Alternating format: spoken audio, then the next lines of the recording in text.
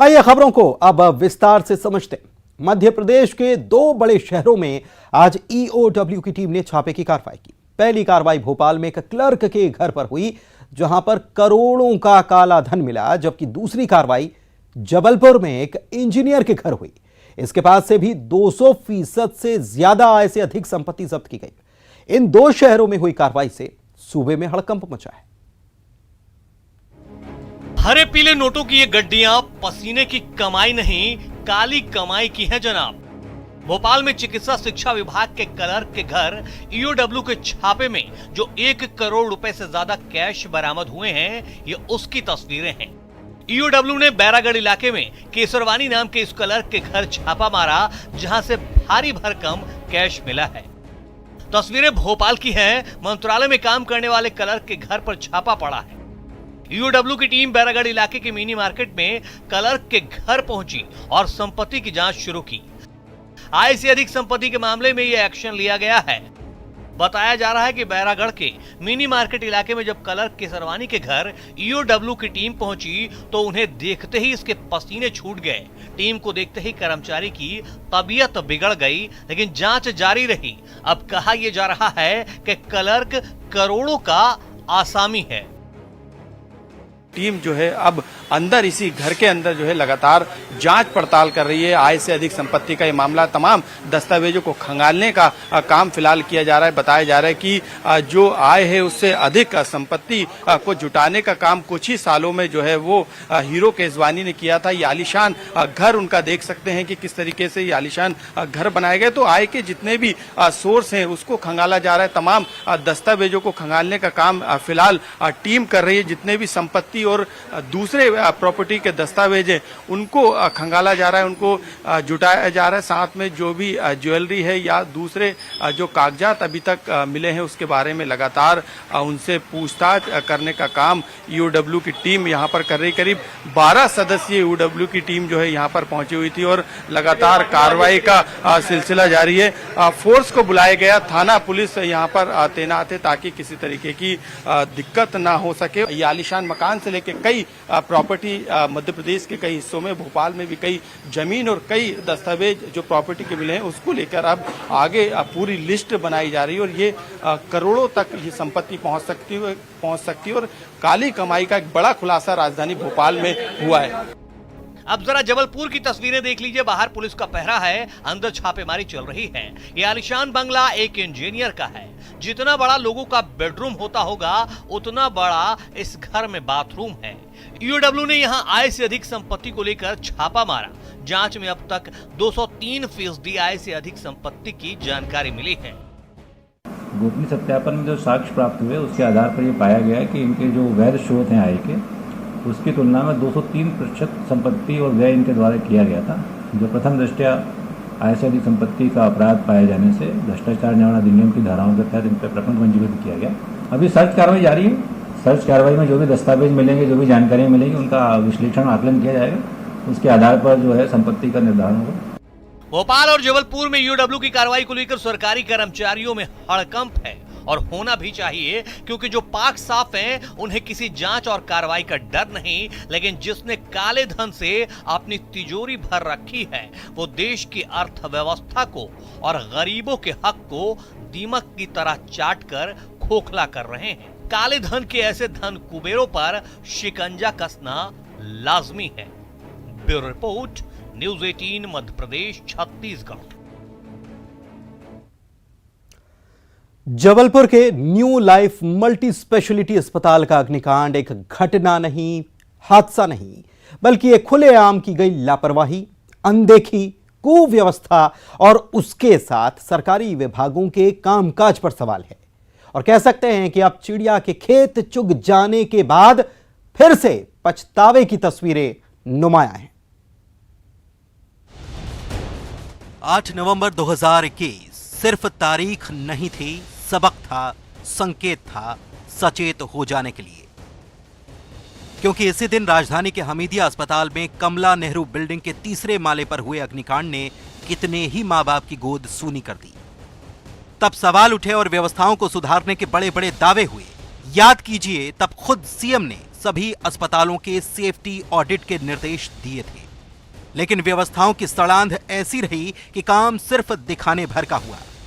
और इसी का नतीजा फिर 9 महीने बाद भोपाल से 320 किलोमीटर दूर जबलपुर में 1 अगस्त को सामने आया।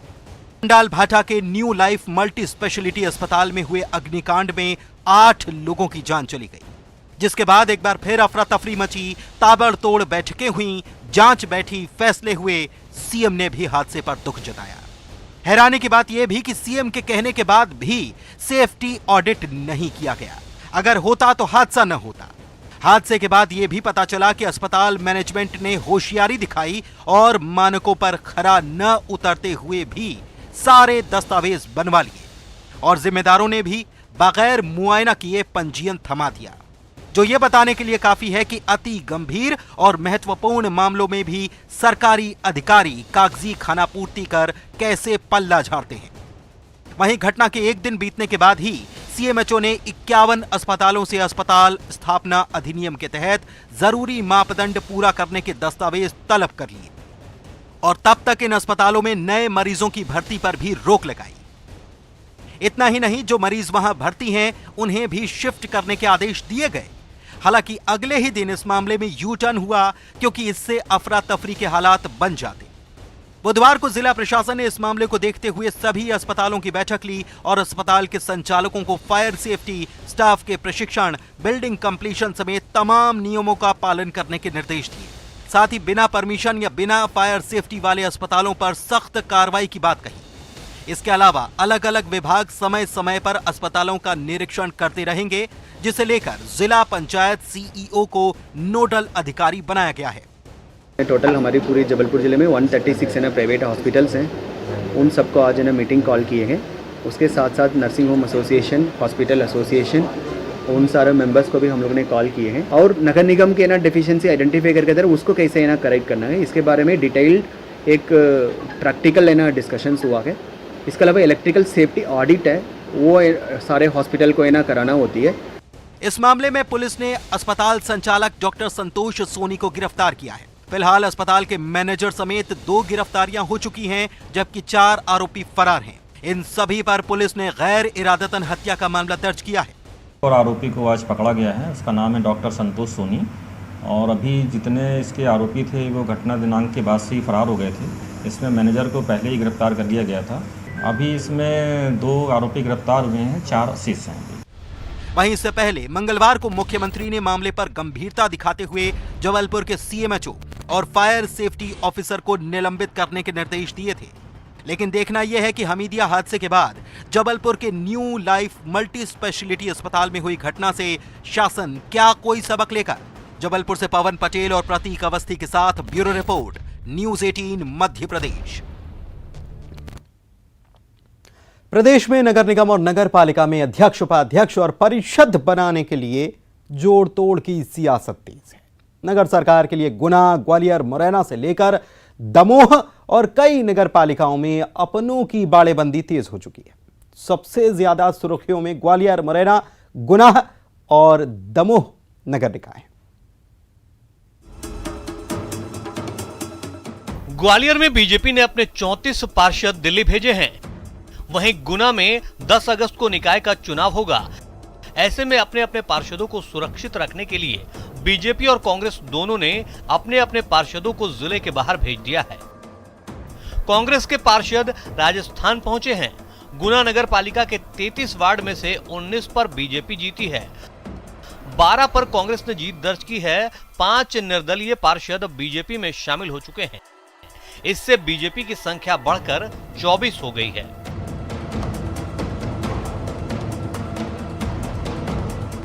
मुरैना में भी हालात कुछ उसी तरीके के हैं।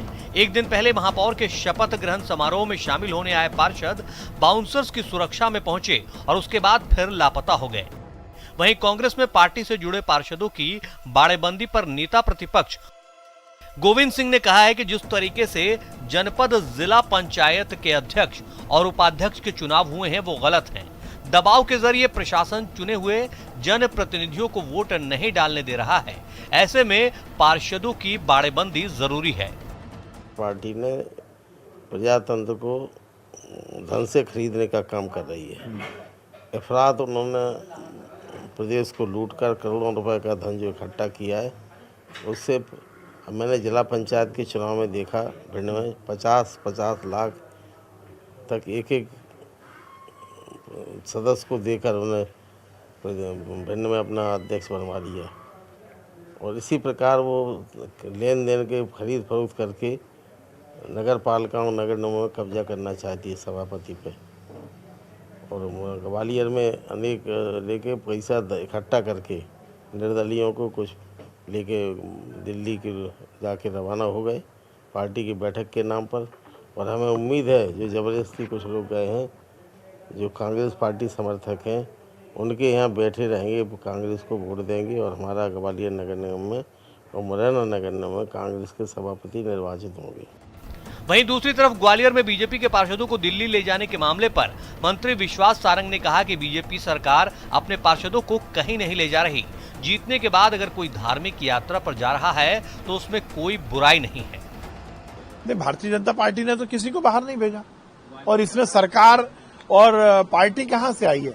यदि कोई कहीं के, मुझे तो मालूम नहीं है, इसका ज्ञान नहीं है, पर कोई व्यक्ति यदि जीतने के बाद भगवान को धन्यवाद देने मंदिर जाना चाहता है तो उसमें बुराई क्या है?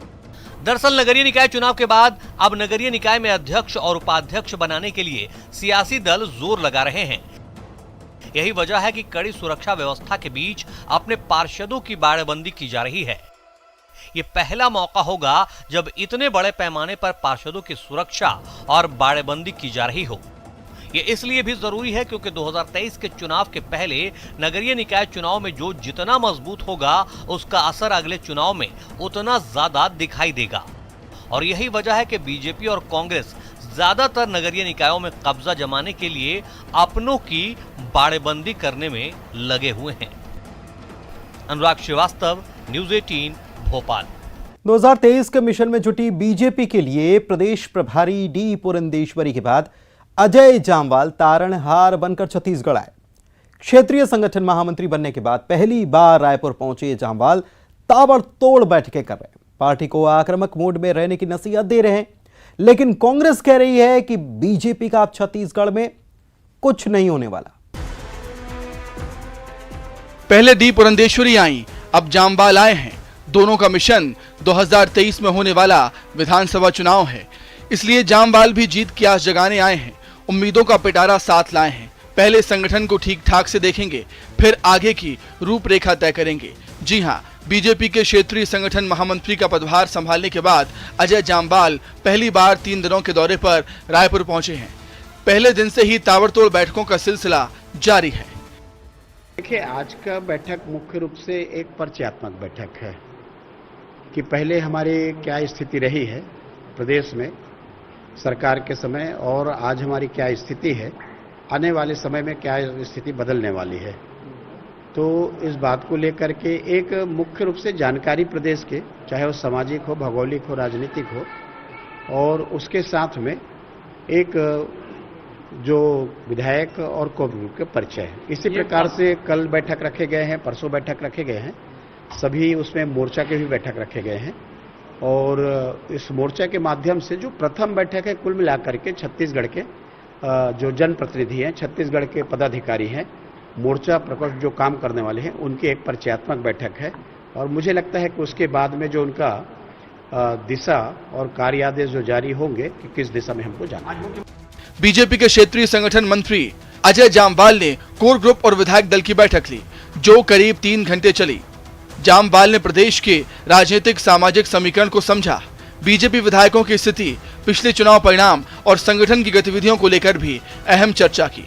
सूत्रों की माने तो जामवाल का पूरा फोकस आगामी विधानसभा चुनाव को लेकर है, लेकिन जामवाल के दौरे पर कांग्रेस ने तंज कसा है कि उनके दौरे का हश्र पुरंदेश्वरी के दौरों जैसा होने वाला है। कि भारतीय जनता पार्टी की एक नई प्रभारी भी आई थी, अब तो उनको यहाँ पे आए लगभग 1 साल से अधिक हो गया है। आने के बाद लगातार हंटर चलाने का काम उन्होंने किया, लेकिन भारतीय जनता पार्टी में न एकता स्थापित कर पाई, न भारतीय जनता पार्टी को कोई मुद्दे दे पाई, न भारतीय जनता पार्टी की जो विश्वसनीयता छत्तीसगढ़ की जनता में समाप्त हो चुकी है उसको पुनः स्थापित करने के लिए कोई प्रयास कर पाई। तो अजय जामवाल भी नए नए आए हैं, तो स्वाभाविक है कि उनको जिम्मेदारी मिली है तो मीटिंग करेंगे, परिचय प्राप्त करेंगे, लेकिन उनके द्वारा भी कुछ भी हासिल नहीं होने वाला है। छत्तीसगढ़ में अगले साल यानी 2023 में विधानसभा चुनाव होने वाले हैं। बीजेपी की तमाम बैठकें केंद्रीय मंत्रियों और बड़े नेताओं के द्वारा इसी मिशन को साधने के मकसद से है, ताकि सूबे में ये अपनी खोई हुई सरकार की वापसी कर सकें। लेकिन कांग्रेस ने भी अपना मिशन साल भर पहले से ही शुरू कर दिया है। खुद सूबे के मुख्यमंत्री भूपेश बघेल 90 विधानसभा के दौरे पर हैं, यानी लड़ाई दोनों तरफ से जोरदार है और अब बीजेपी की तरफ से जोर लगा रहे हैं जामबाज। Bureau report, news 18 Madhya Pradesh Chhattisgarh. और चलिए अब आपको तस्वीर दिखाते हैं सतना के उस गांव की जो बदहाल शिक्षा व्यवस्था पर खुद की दुर्दशा पर ही आंसू बहाने के लिए मजबूर है।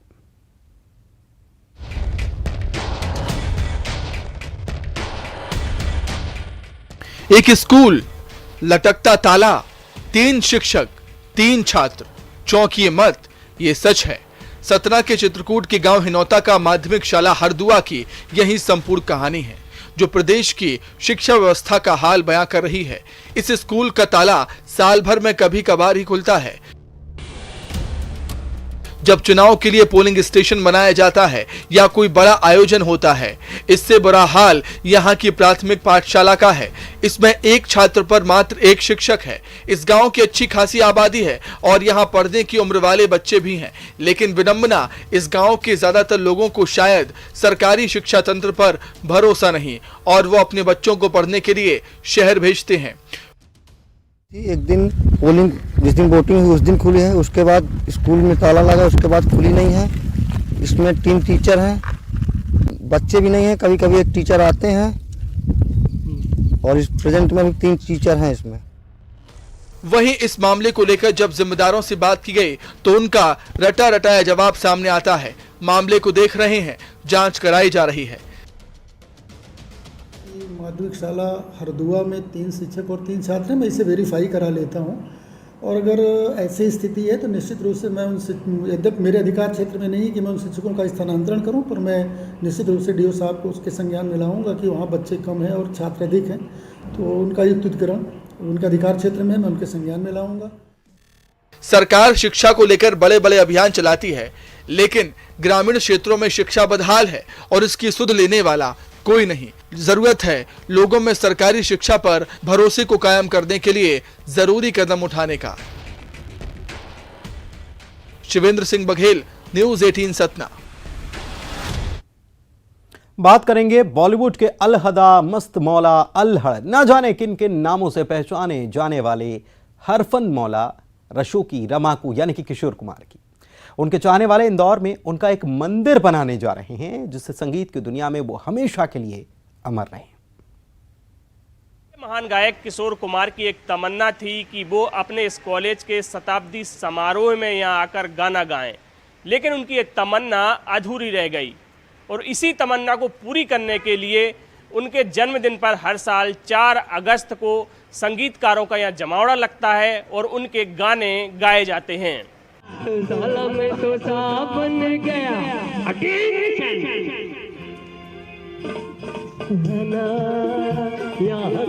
क्या हो इसने जाना। बॉलीवुड के सदाबहार गायक किशोर कुमार एक ऐसा नाम है जिन्हें कभी भुलाया नहीं जा सकता। बहुमुखी प्रतिभा के धनी किशोर कुमार ने बतौर गायक, अभिनेता, निर्माता, निर्देशक और संगीतकार के तौर पर बॉलीवुड में अपने आप को स्थापित किया। किशोर कुमार ने 1948 में अपने फिल्मी करियर की शुरुआत की। उनकी सुरीली आवाज को खामोश हुए 35 साल हो चुके हैं। 13 अक्टूबर 1987 को हार्ट अटैक की वजह से किशोर कुमार का निधन हो गया। प्रशंसकों में किशोर दा के रूप में मशहूर इस सिंगर की यादें इंदौर शहर से जुड़ी हैं।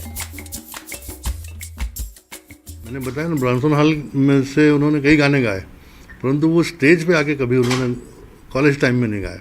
वो हमेशा पर्दे के पीछे से गाते रहे। कॉलेज किस रूप में याद करता हूँ? कॉलेज बहुत गौरव महसूस करता है। किशोर कुमार जी जैसी शख्सियत इस कॉलेज में पढ़ के गई।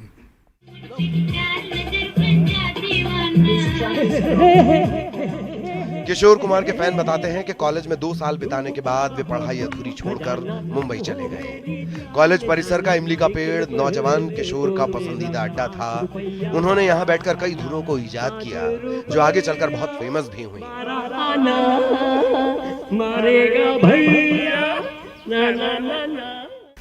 वो यहाँ पे जब भी है ना मतलब बोर होते थे तो शाम रात का वक्त रहता था, और किसी से तो मिल नहीं सकते थे वो, तो यहाँ आ जाते थे पेड़ के यहाँ ऊपर बैठ के तो यील्डिंग निकालते थे। क्रिश्चियन कॉलेज में पढ़ने वाले छात्र आज भी अपने आप को गौरवान्वित महसूस करते हैं कि किशोर कुमार जैसी शख्सियत इसी कॉलेज में पढ़ी है। फिल्म समीक्षक और क्रिश्चियन कॉलेज के पूर्व छात्र लक्ष्मीकांत पंडित का कहना है कि किशोर कुमार को हम लोग अपना मानते हैं। जब दुनिया उनके गानों पर झूमती है तो हमें अलग सा एहसास होता है। इंदौर क्रिश्चियन कॉलेज के पूर्व छात्र होने के नाते किशोर कुमार जी को हम अपना मानते हैं और सारी दुनिया जब उनके गाने पे झूमती है तो हमें एक अलग सा एहसास होता है कि ये वाकई ये बंदा हमारे साथ हमारे कॉलेज में पढ़ा हुआ है। किशोर दा के फैन उन्हें अमर रखने के लिए इंदौर में उनका एक अनोखा मंदिर बनवाने जा रहे हैं। इसमें किशोर कुमार की मूर्ति की पूजा होगी, लेकिन ये अपने तरह का एक अनोखा मंदिर होगा जिसमें ना भगवान के भजन भजेंगे ना उनकी आरती होगी, बल्कि किशोर कुमार के गाए गीत 24 घंटे इस मंदिर में गूंजेंगे। इंदौर में हम किशोर जी का किशोर दा का मंदिर बनाने जा रहे हैं, जिसकी शुरुआत हमने कर दी है। यहाँ पर देश विदेश के जितने भी किशोर भक्त हैं वो यहाँ आकर हाजिरी लगाएंगे गीतों की और उनको सच्ची श्रद्धांजलि देंगे। बॉलीवुड के ऑलराउंडर किशोर कुमार के पास एक जादुई आवाज थी। वो हर मूड के गाने गाते थे, चाहे वो भावपूर्ण संगीत हो, जोश और उमंग से भरे नगमे हो या उदासी भरा संगीत। उनके पास जीवन का एक अलग दृष्टिकोण और सेंस ऑफ ह्यूमर था। वो भले ही हमारे बीच नहीं, लेकिन उनकी आवाज का जादू आज भी सिर चढ़कर बोलता है। जिंदगी के सफर में गुजर जाते हैं जो मुकाम वो फिर नहीं आते। किशोर कुमार अपने मशहूर गाने की तरह ही इस कॉलेज में भी दोबारा नहीं आ पाए।